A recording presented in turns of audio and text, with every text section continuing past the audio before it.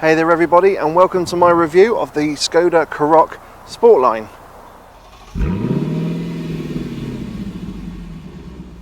In 2010, Skoda launched its first SUV in the form of the Skoda Yeti. Quirky name and looks aside, it was actually a huge hit. People loved the fact that it had a bit of a niche character to it, was different to anything else out there, and was actually very good to drive.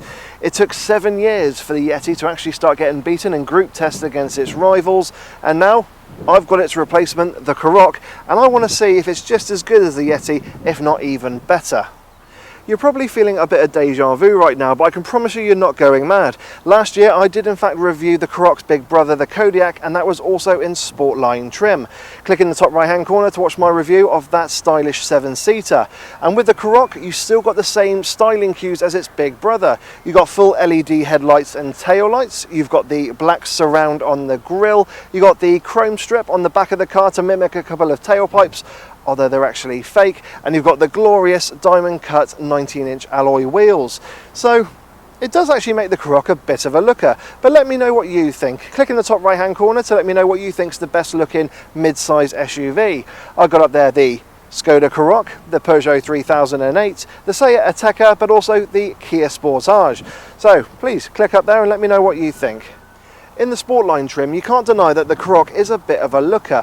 However, in profile, it looks very similar to that of the Seat Ateca, and that definitely gives way the fact that this is a Volkswagen Group car. It definitely loses a little bit of that nicheness and distinction compared to the old Yeti. But it does mean that if it's bigger, it has to be better when it comes to practicality. So we've looked at the outside, and let's have a little look now on the inside. So sitting in the Karoq, and the first thing you notice is how high you sit compared to a regular hatchback, and that will definitely help you if you have any mobility issues with getting in and out of the car. But once sat in the driver's seat, you've got plenty of adjustment in the seat itself, and also in the steering, where you have both rake and reach adjustment. So getting the ideal driving position is actually very easy. The next thing you'll find is actually there's a lot of soft touch plastics in here, a little bit more than you might have imagined. There's soft touch plastics on top of the dash, on the centre section here, even on this centre console part, and on top of the doors. It does feel really well made and well screwed together. Yes, there are some scratchy plastics down below and here on the inside of the doors, and that is a little bit surprising because on something like the Peugeot 3008, that's actually got a mixture of fabric, leatherette, and also soft touch plastics. Speaking of the 3008, that's definitely got the more flamboyant interior, but it's not a boring place to be here in the Karoq. Everything's where you'd expect it to be, and it does feel very much like a Skoda interior, and I don't mean that in a bad way. Everything's just where you want it to be. The screen is now higher up, so it's easier to see whilst you're driving. You have got regular dials in front of the steering wheel, but you can upgrade to a digital dash as an optional extra. And you've got good old-fashioned rotary dials for the air conditioning system, so it's good to see that Skoda haven't fully gone the Audi way just yet. When it comes to cubby spaces, Skoda again have done their homework. There's some decent sized door bins with some little straps on them, so you can put some paperwork or perhaps a route or something you've printed on offline or even online, and it won't be flapping about in the door bins. You've got a little cubby space in front of the gear lever where you can have wireless charging as an optional extra, and you've got a USB input as well as a 12-volt socket.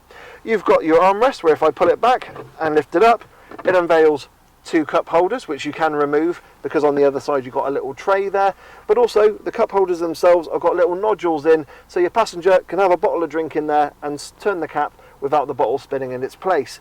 So that's a very clever, or as Skoda call it, simply clever idea. But there is a little bit of additional space just behind it, which will definitely come in handy, and if you don't want anything to be seen, you can just slide it forward so it's covered.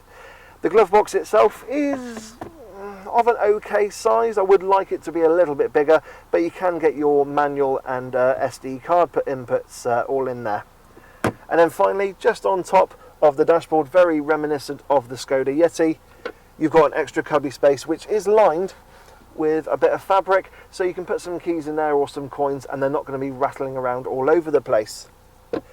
But I will mention, if you do want to upgrade the sound system to the Canton sound system on the Karoq, you do lose that additional storage on top of the dash because it is filled in by another speaker. But yeah, I have to say it's really nice in here. I do like the fact that you get the one-piece seats, just like you would do in the Kodiaq Sportline and even the Superb Sportline. I'm just a little bit disappointed in the fact that, well, they're missing a little bit of Alcantara or leatherette. They just, you know, it's all fabric with this kind of diamond stitching on there. But it is still comfortable to sit in. But if you are a little bit bigger than me, you might find your kidneys getting a bit of a pinch. But all in all, this is a really lovely interior. Yes, as I said, it's not the most flamboyant, but it's well screwed together, it feels nice, and being the Sportline, you have got your perforated leather steering wheel with the flat bottom, lifted straight from the VRS, and as I've got the 1.5 TSI with the DSG gearbox, then you do get the little flappy paddles on the back of the steering wheel, and they are as standard. So, it's a very nice, comfortable interior, but let's have a look and want to see what it's like in the back. So being a Skoda, sat in the back here, of course it's going to be very spacious. That driver's seat is set to my driving position. I'm 5'7" tall and 5'7" wide, and as you can see, I've got a very good amount of knee room and a good amount of headroom. That sunroof, by the way, is standard on the Sportline, so it's actually a nice feature to have. Also, these windows are tinted, but they do allow a good amount of light in, and they do go all the way down. I do like the fact as well that even with these sporty seats, there is actually a good view out of the front of the car.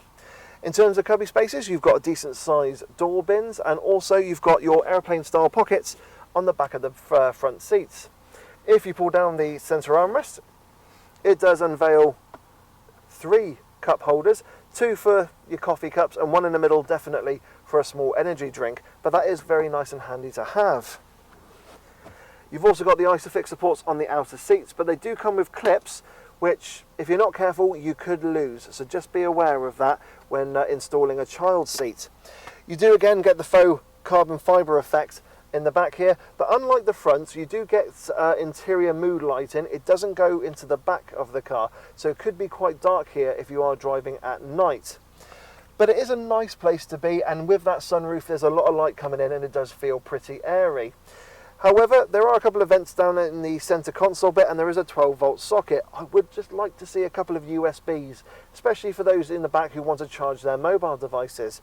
And there's also a weird little cubby space here, which I don't really think is big enough for your mobile phone or anything like that, but I think it's kind of, if you don't go for the optional extra of having heated rear seats or tri-zone climate control, that would be filled in with something else. But no, it's very comfy back here in the Karoq Sportline, and I could definitely see myself doing a nice long journey in here and coming out the other end nice and relaxed and not feeling as though I need to see a chiropractor or anything. So yeah, in a typical Skoda form, this is a very practical car. So let's finish off and have a look at the boot. So opening the boot of the Karoq presents you with a class-leading 520 litres of space, and yes, that power tailgate is standard. As you can imagine, it being a typical Skoda, it's a lovely square load area, and there is a tiny little boot lip just on the edge there. You can opt for a variable boot floor, and that will give you an almost completely flat load bay. Being a typical Skoda, they have got their simply clever features. So you have got some shopping hooks on the left-hand side. You've got a 12-volt socket. You've also got some netting, which I've not been using, clearly. And also, taken from the Yeti, the removable boot light, which also doubles up as an LED torch. Very simply clever. On the right hand side, we have got a bit of extra additional space there and some straps if perhaps you've got a first aid kit or a warning triangle you wanted to keep in the car. You've also got a ski chute for loading longer items in, but I will mention that kind of shows that the Sportline is based on the SE spec of the Karoq range, is that your seats are in a 60-40 split. If you look at something like the SCL spec on the Karoq, you do actually get a 40-40-20, and it actually has Skoda's Vario Flex seating. So again, that was taken from the Yeti, but what it meant is you have 3 individual seats that you can also slide forward, remove entirely to turn the Karoq, or even at the time the Yeti, into a little minivan. But also what a lot of people did was remove the middle seat and have the 2 outer seats slightly closer together to make it a dedicated 4-seater with plenty of head and leg room. But it's really not something I'm going to miss being with this Sportline version, and I've been happy having the 60-40 split. And also, as standard as well, you've got the levers to get the seats down. And as mentioned, there is a little bit of a lip there if you're loading any larger items, but if you went for the variable boot floor, then it would be almost completely flat. So in typical Skoda fashion, it's a very practical car. But that's everything now with the practicality. Let's get out and drive it. So climbing into the Karoq and getting going, the first thing you notice is actually how good the visibility is in here. Yes, you've got some relatively thick A-pillars, but I've not found myself having to try and look around them at junctions. You've got some huge wing mirrors to aid visibility behind you, and even the rear screen itself is not too small. It's actually a little bit smaller than that of the Skoda Yeti, but then that was a smaller car altogether.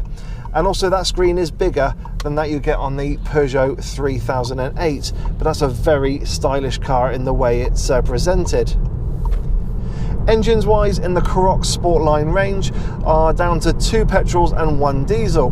The petrols are a 1.5 litre TSI and a 2 litre TSI, both 4-cylinder turbo units, producing 148 and 188 brake horsepower. You can also go for a diesel, and that's a 2 litre diesel producing 148 brake horsepower. They're mated to either DSG gearboxes or manuals, but the one thing I will mention is that they are all 4-wheel drive. There's no 2-wheel drive option available. And that's the one thing that kind of first hit me when I knew I was getting that car, because it just reminded me straight away of the Kodiaq Sportline, into the fact that you're restricted to 4x4s only. So if economy is very important to you, you might want to look at one of the other trim levels, and my pick of the bunch out of those would definitely be the SEL. You get near enough everything that you want, and you save yourself a bit of money because you're not getting the 4x4 drivetrain. So I've been quite fortunate to drive several versions of the Karoq with different engines and different gearboxes, and I honestly think that the version I've got here is definitely the pick of the bunch. The 1.5 litre TSI mated to the 7-speed DSG. It just suits the Karoq brilliantly. I've not had an opportunity to drive the 2 litre yet, but that's only recently been announced. But I have driven the 1 litre, and that was with a manual gearbox. It was a 6-speed manual, and it was pleasant enough driving by myself, and actually it turned out to be quite an economical car, especially just kind of trundling along on a long journey. But that car and that engine is ideally suited to kind of town driving, especially if you're driving by yourself. If you're going to have passengers and luggage in the car on a regular basis, you definitely want to look at the 1.5. It's just got enough performance to get you away from the lights and roundabouts with ease, and that 7-speed DSG is incredibly slick. The DSG gearboxes, I personally think, work brilliantly with petrol engines and can sometimes be a little bit hesitant when it comes to the diesels, but it does depend on the diesel that you're using. So when it comes to the ride and handling of the Karoq, Skoda have firmly hit the nail on the head. They've just found the perfect balance of comfort, but without it losing any kind of feel when you got the steering. It's just deals with bumps and imperfections really well, and yes, it has got that Skoda trait that at very low speeds over manhole covers and that, it can feel sometimes a little bit crashy, especially in the Sportline with those 19-inch alloy wheels. But the suspension and dampening is really good. It deals with those bumps and imperfections, but it doesn't feel too wallowy and like you're driving about in a sailboat, so you're not going to suffer from motion sickness in the Karoq. And the steering was something that's also really surprised me. It is actually very light in the Karoq, but it's not devoid of steering feel.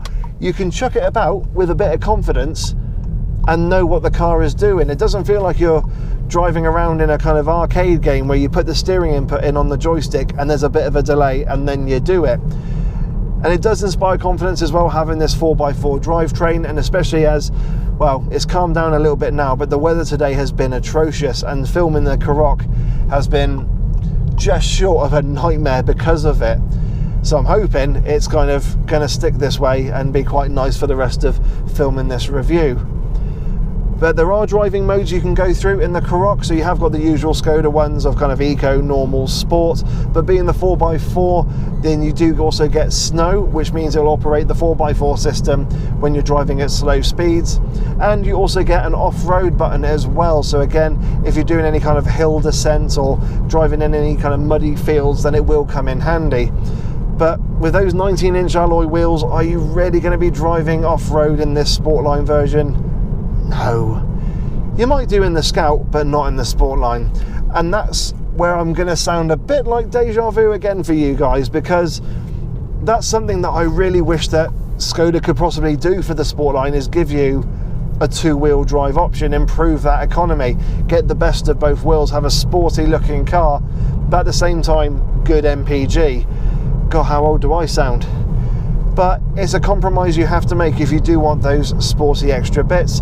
However, you might want to look at the Seat Ateca, because that is an all-in-all more sportier car to drive, and it does handle better than the Karoq in terms of steering feel and feedback. But the Karoq just does everything really well. It used to be kind of a jack of all trades and a master of none, but now it's a jack of pretty much all trades and a master of nearly all of those trades as well. And Skoda have worked their magic on this car. It kind of explains why Skoda are always late to the game, and it's something that makes kind of buying a Skoda actually quite enjoyable. You know that when the car comes out, they've thought about it. They've seen what the other manufacturers have done, and they're taking their time to process it and make their car a little bit better. So the Karoq came out after the Seat Ateca, and whereas that was a very brilliant car to drive in terms of handling and that sporty ride and how it, you know, makes you feel, they knew that they wanted the suspension to be softer. They wanted it to be a brilliant all-rounder so that there were no real compromises. And Skoda have done that absolutely brilliantly. Another thing I've been impressed with the Karoq, and actually throughout the range, is how much standard equipment you get on there. And of course, the higher you go, the more you get. So on this Sportline, I've been very impressed with the fact you get full LED headlights and tail lights. You got front and rear parking sensors. You got that sunroof, the 8-inch touchscreen with Apple CarPlay and Android Auto, but you also get the inbuilt sat-nav as well.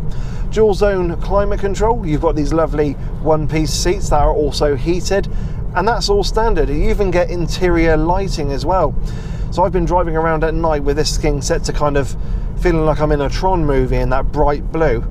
It's actually been really enjoyable, and I do love the fact that you get a huge amount of equipment there.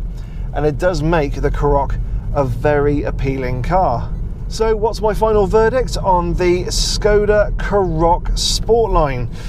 Well, prepare yourselves, because there is going to be a bit of deja vu here, very much sounding like my Kodiaq Sportline video. I love all the little styling touches on the Karoq. I love those 19-inch Vega alloys. They don't really compromise the ride that much. I mean, yes, there's a little bit of additional road noise, but apart from that, it's absolutely fine. I love the little black inserts around the grille and all the extra touches to highlight the Sportline from the rest of the Karoq range. The only problem is you do have to pay for it.